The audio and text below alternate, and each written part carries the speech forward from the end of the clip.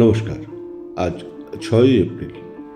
কবিগুরুর স্নেহধন্যা ঋষি অরবিন্দের প্রিয় শিষ্যা এবং মীরা আলভাসা অর্থাৎ শ্রীমার আদরণী কন্যা সাহানা দেবীর প্রয়াণ দিবস। তিনি 1897 খ্রিস্টাব্দের 17ই মে বর্তমান বাংলাদেশের ফরিদপুরের এক ব্রাহ্ম পরিবারে সাংগীতিক পরিমণ্ডলে জন্মগ্রহণ করেন। তাঁর বাবা প্যারীমোহন গুপ্ত সিভিল সার্জন ছিলেন এবং মা তরলা দেবী ছিলেন দেশবন্ধু চিত্তরঞ্জন দাসের বড় দিদি। তার ডাকনাম ছিল ঝুনু। তিনি মাত্র 1.5 বছর বয়সে পিতৃহারা হন। তারপর তার মা তাকে নিয়ে কলকাতায় রসা রোডে মামার বাড়িতে চলে আসেন। তার শৈশব এবং কৈশোর মামাবাড়িতে শিল্প, শিক্ষা, সংস্কৃতি, স্বদেশপ্রেম ও সঙ্গীত মুখরিত পরিবেশে অতিবাহিত হয়েছে।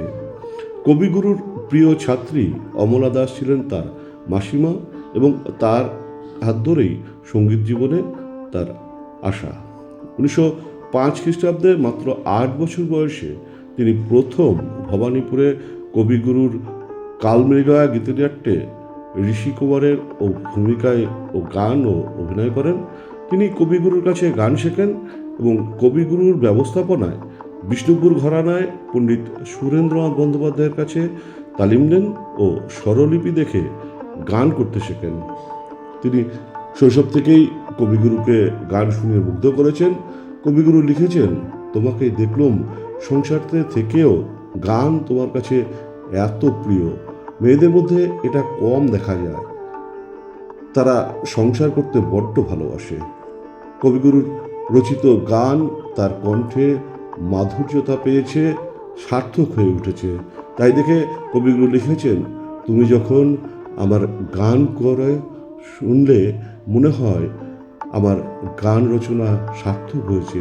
যে গানে আমি যতখানি আছি ততখানি ঝুনু ও সাহানা আছে।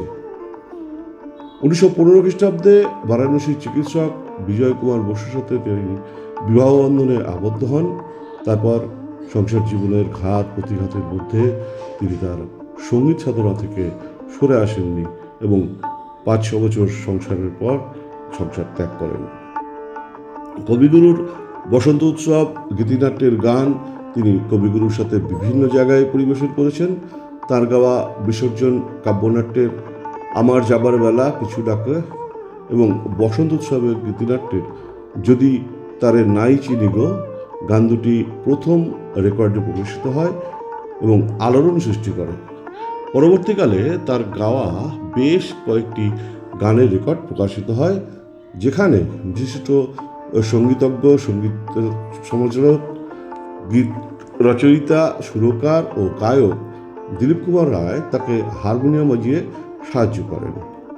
1922 খ্রিস্টাব্দে বিশিষ্ট বাঙালি গীতিকার, সুরকার ও গায়ক অতুল প্রসাদ সেনের লখনৌয়ের বাড়িতে দিলীপ কুমারের সাথে তার ঘনিষ্ঠতা হয় এবং সেই বন্ধুত্ব তাদের জীবনকে নতুন পথে পরিচালিত করে।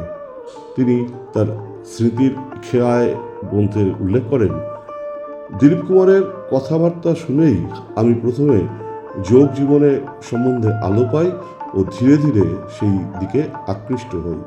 তারপর তিনি চরম শারীরিক অসুস্থতা ও তীব্র মানসিক টানাপোড়েনের মধ্যে ভাওয়ালি আরোগ্য নিকেতনে কাটান। সেখানে বাংলা ও ইংরেজি ভাষায় বেশ কিছু কবিতা রচনা করেন। ঋষি অরবিন্দের সাথে কৈশোরে তার পরিচয় হয়। সেই সূত্রে দিলীপ কুমারের সহযোগিতায় তিনি 1928 খ্রিস্টাব্দের 22 নভেম্বর পুদুচেরিতে শ্রী অরিন্দম আশ্রমে পৌঁছান এবং ঋষি অরবিন্দ ও মায়ের সান্নিধ্য লাভ করেন এবং সেখানেই থেকে যান। সেখানে এমব্রয়ডারি বিভাগে কাজে যোগদান করেন। সেই সাথে গান, কবিতা রচনা ও সঙ্গীতে সাধনা শুরু করেন। ভারতবর্ষ পত্রিকায় কিছু কবিতা থেকে গানের স্বরলিপি করে পাঠান। এছাড়া রবীন্দ্রায়ণ, শ্রীনন্তু, বসুধারা, সঙ্গীত বিজ্ঞান, প্রবেশিকা ইত্যাদি পত্রিকায় তার লেখা পাঠান। 1963 খ্রিস্টাব্দে তার ধারাবাহিক রচনা পদুচেরির পথে দেশ পত্রিকায় প্রকাশিত হতে শুরু করে। তিনি তার কাব্যগ্রন্থ নীলাঞ্জনা, আত্মকথা স্মৃতির খোয়া অনুবাদ করেছেন শাশ্বত মুহূর্ত। অন্যান্য গ্রন্থের মধ্যে শ্রী অরবিন্দ প্রণাম, শ্রী অরবিন্দ ও শ্রীমার চরণছায়া এবং অতুল প্রসাদ সেনের গানের বই কাকলি ইত্যাদি রচনা করেছেন। প্রথিতযশা রবীন্দ্রসঙ্গীত শিল্পী হিসাবে তিনি নাইটিঙ্গেল অফ বেঙ্গল নামে ভূষিত হন। 1990 খ্রিস্টাব্দের আজকের দিনে শ্রী অরবিন্দ আশ্রমে তিনি শেষ নিঃশ্বাস ত্যাগ করেন। প্রয়াণ দিবসে বিশিষ্ট গায়িকা নাইটিঙ্গেল অফ বেঙ্গল সাহানা দেবীর প্রতি বিনম্র শ্রদ্ধা জানাই এবং আজকের দিনটি যে সকল উজ্জ্বল তারকা স্মরণীয় করে রেখেছেন তাদেরও জানাই সশ্রদ্ধ প্রণাম। আমার প্রতিদিনের শ্রোতা বন্ধুদের জানাই আন্তরিক ধন্যবাদ। নমস্কার।